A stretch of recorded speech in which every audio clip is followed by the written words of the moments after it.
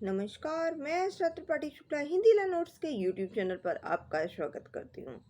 आज मैं आपको मध्यस्थता समझौते के बारे में पूरा डिटेल दूंगी कि मध्यस्थता समझौता होता क्या है। मध्यस्थता और सुलह अधिनियम 1996 के तहत मध्यस्थता समझौते का जो प्रवर्तन है वो कैसे हुआ था, कानून की प्रयोजना क्या है, मध्यस्थता और सुलह अधिनियम के तहत मध्यस्थता समझौते के आवश्यक तत्व कौन कौन से हैं, और मध्यस्थता सुलह अधिनियम के तहत मध्यस्थता समझौते की समाप्ति कैसे होगी, इसमें न्यायिक हस्तक्षेप कैसे होगा, इस बारे में हम आज आपको बताएंगे। सबसे पहले मध्यस्थता समझौता होता क्या है। मध्यस्थता समझौता अगर एक नॉर्मल लैंग्वेज में हम देखें तो हम हैं और आप हैं। हम आपका किसी बात पर विवाद हुआ, मान लीजिए हम और आप ये बगल में बैठे हुए हैं, मैं आपको पढ़ा रही हूँ और आप पढ़ रहे हो, बट क्या हुआ कि मैंने बुक से पढ़ा रही हूँ मान लीजिए, तो मैंने बुक अपनी ओर खींच लिया, आपने बुक अपनी ओर खींच लिया, फिर बस जरा सी बात पे हम दोनों में बहस होने लगी। सामने वाला तीसरा व्यक्ति वहाँ बैठा हुआ था, उसने कहा, हम दोनों को समझाने की कोशिश की, हमारी लड़ाई को ख़त्म करने की कोशिश की। उसने क्या किया कि भाई आप बुक मुझे दीजिए, मैं बताती हूँ आप दोनों कैसे पढ़ सकते हो या पढ़ा सकते हो। बुक को बीच में रखा, आपको इधर बैठाला, मुझे इधर बैठाला और कहा आप दोनों लोग पढ़ो। या तो आपको उस साइड बैठा दिया, मुझे इस साइड बैठा दिया, बुक को बीच में रख दिया, बोले दोनों लोग ऐसे करके पढ़ सकते हो। ये हुआ मध्यस्थता। यानी मध्यस्थता मतलब कि जो बीच में आकर के आपका समझौता कराए, वो मध्यस्थता कहलाता है। अब इसको लीगल लैंग्वेज में हम देखते हैं कि लीगल लैंग्वेज में मध्यस्थता क्या है। तो मध्यस्थता समझौता किसी भी समझौते का आधार है। यह मूल रूप से क्या होता है, अनुबंध में प्रदान किया गया होता है, एक जो उस मध्यस्थता को प्रस्तुत किया जाता है जिस पर विवाद उत्पन्न होता है। यह वह समझौता भी इसको कह सकते हैं जिसके लिए विवाद पहले ही उत्पन्न हो चुका है, विवाद को मध्यस्थता के लिए प्रस्तुत किया गया है। ये तो होगी लीगल लैंग्वेज में मध्यस्थता की परिभाषा। अब आ जाते हैं कि मध्यस्थता और सुलह अधिनियम 1996 के तहत मध्यस्थता समझौते का प्रवर्तन कैसे होता है। तो प्रवर्तन इसमें दो प्रकार से हो सकता है। पहला क्या, कि विवाद को सुलझाने या फिर अदालत के संबंध में निर्णय लेने की जो शक्ति होती है उसको छोड़ने का अधिकार हो। दूसरा, मध्यस्थों के अधिकार क्षेत्र प्रदान करना जो कि एक निजी किसी के हाथों में होता है। तो जो समझौते का प्रवर्तन होता है, यानी कि यूनिलैटरल मॉडल भी जिसको बोल सकते हैं, न्यूयॉर्क सम्मेलन के तहत इसको किया जा सकता है। यानी कि मॉडल कानून मध्यस्थता समझौते को आप इसमें इस प्रकार से देख सकते हैं, यानी कि पार्टियों के द्वारा सभी विवाद या फिर कुछ विवादों को मध्यस्थता के लिए प्रस्तुत करने के लिए एक समझौता होता है। हमारे आपके बीच में एक समझौता होता है कि हम अपनी बात को यहाँ प्रस्तुत करेंगे, इनके सामने प्रस्तुत करेंगे, जो कि एक परिभाषित कानूनी संबंध के में संबंध उत्पन्न हो जाता है, या फिर जो उनके बीच हो सकता है, चाहे वह संवेदात्मक रूप से हो चाहे वह नहीं, चाहे वह हम और आप नोटिस के थ्रू एक जगह पे आए और अपनी बातों को रखें, या फिर हम नॉर्मली किसी को सेलेक्ट कर सकते हैं। एक इसमें कानून की प्रयोज्यता क्या होती है। तो कानून की प्रयोज्यता आप कह सकते हैं कि यह प्रमुख शासी कारक होता है। पार्टियों के द्वारा जो चुना गया पहला कानून है। कुछ मामलों में ऐसे कानून जो पार्टियों के द्वारा चुने जाते हैं और जो मध्यस्थता समझौते को नियंत्रित करते हैं। मान लीजिए कि हमारे आपके बीच में समझौता होने जा रहा है, हमने भी एक आदमी को अपनी तरफ से रख लिया, आपने एक आदमी को अपनी तरफ से रख लिया, वो दो आदमी मिलकर के हमारे और आपके विवाद को सुलझाएंगे।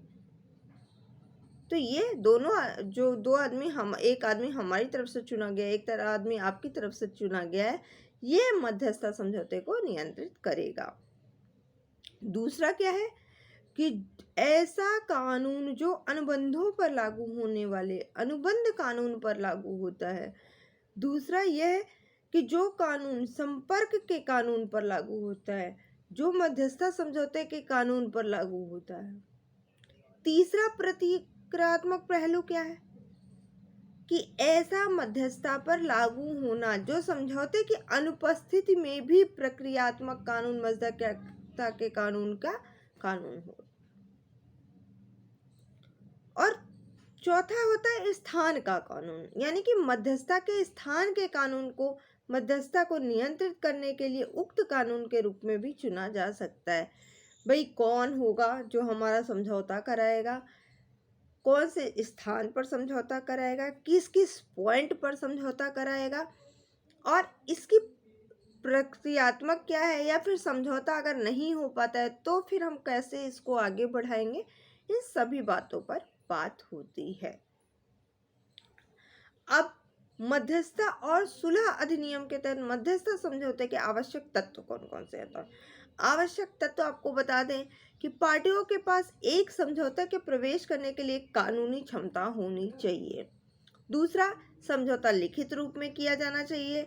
यह अच्छी तरीके से परिभाषित कानूनी संबंध से उत्पन्न होना चाहिए और विषय वस्तु जो है वह मनमाना होना चाहिए, यानी कि विषय वस्तु जो है वो लॉजिकल होना चाहिए। यहाँ पर मनमानी के मतलब यहाँ पर ये है कि माना हुआ होना चाहिए, लीगली होना चाहिए। और अब इसकी समाप्ति कैसे होगी, मध्यस्थता और सुलह अधिनियम के तहत मध्यस्थता समझौते की समाप्ति कैसे होगी। तो आपको बता दें कि जो मध्यस्थता समझौता है उसकी समाप्ति दोनों पक्षों के द्वारा आपसी सहमति से समाप्त हो जाएगी। यानी कि जो एक सामान्य व्यक्ति है जिसको हमने भी चुना है और सामने वाली पार्टी ने भी चुना है, वह हम दोनों के बीच में आपसी सहमति से मध्यस्थता का समाप्ति करा देगा। इसका कारण क्या हो सकता है, इसका एक कारण हो सकता है कि एक पार्टी की मृत्यु हो गई तो भी मध्यस्थता वहीं पर खत्म हो जाएगी, या फिर कोई पक्ष दिवालिया हो गया तो उसके खिलाफ भी कार्रवाई अगली शुरू की जा सकती है, या फिर अपने अधिकार क्षेत्र में मृत्यु कार्रवाई को अगर प्रभावित कर रही है तो वहां पर भी वो खत्म हो सकती है, या फिर आपसी सहमति से उसको खत्म किया जा सकता है। अब मध्यस्थता में न्यायिक हस्तक्षेप, भाई न्यायिक हस्तक्षेप तो जरूरी होता है। क्यों? क्योंकि मध्यस्थता अगर सामने वाला आया, हमारे और आपके बीच का झगड़ा है, सुलझा गया और वो झगड़ा वहीं पर समाप्त हो गया, वो मध्यस्थता में आ गया, परंतु कल को फिर कोई बात हुई तो इसका लीगल बाउंडिंग होना भी जरूरी है, एक न्यायिक हस्तक्षेप होना भी जरूरी है। तो इस भाग द्वारा शासित किसी भी अन्य कानून में कुछ समय के लिए लागू होने के बावजूद कोई भी न्यायिक प्रमाणिक हस्तक्षेप इसमें नहीं करेगा, जब तक कि इस भाग में ऐसा प्रदान नहीं किया गया है। ये मध्यस्थता सुलह अधिनियम की धारा 5 कहती है कि जब तक आप न्यायालय से इस संबंध में बात नहीं करेंगे, न्यायालय में आप प्रस्तुत नहीं करेंगे, तो न्यायालय उसमें हस्तक्षेप नहीं करेगा। परंतु मध्यस्थता और सुलह अधिनियम यह प्रदान करता है कि मध्यस्थता कार्यवाही में हस्तक्षेप की एक न्यूनतम राशि होनी चाहिए। इसका एक केस भी है, न्यायालय संयोग इंजीनियरिंग एंड कंस्ट्रक्शन बनाम भारतीय राष्ट्रीय राजमार्ग प्राधिकरण। इसमें क्या हुआ था, एक हालिया मामले में आयोजित मध्यस्थों के विचार पर अपने विचारों को प्रतिस्थापित इसमें नहीं कर सकता है। इस केस में ये बताया गया था। इसमें न्यायालय ने यह कहा था कि मध्यस्थता सुलह अधिनियम 1996 के केवल एक निष्पक्षता सुनिश्चित करने के लिए है, यानी कि मध्यस्थ पुरस्कार की समीक्षा के लिए न्यायालयों की पर्यवेक्षी भूमिका के लिए प्रावधान करता है। यानी कि न्यायालय सुलह अधिनियम की धारा 34 के तहत न्यायालय जो है वह न्यायिक समीक्षा की इसमें शक्ति देती है कि यानी कोई चीज़ मध्यस्थता कानून के अंतर्गत भी हुआ है फिर भी उसको कानूनी रूप देना जरूरी है। यह मॉडल कानून भी कहा जा सकता है, इसको न्यूयॉर्क सम्मेलन विच्छेदीय भी कहा जा सकता है, इसको क्षमता सिद्धांत के नियम का पालन भी कहा जा सकता है। यहाँ देखिएगा आपके 4 टॉपिक आए, मध्यस्थता कानून आया, इसके अलावा मॉडल कानून आया, न्यूयॉर्क सम्मेलन विच्छेद आया और क्षमता सिद्धांत आया। ये सारे ही इम्पोर्टेंट है और एग्जाम के लिए बहुत ही महत्वपूर्ण है। तो आप इन सब टॉपिक को इसमें कवर कर लिए। तो आज की वीडियो बस इतना ही। अगर आपको हमारी वीडियो पसंद आया तो प्लीज़ लाइक कीजिएगा, शेयर कीजिएगा, सब्सक्राइब कीजिएगा, बेल आइकन दबाना बिल्कुल मत भूलिए, जिससे कि हमारी वीडियो आपको लगातार मिलती रहे। धन्यवाद।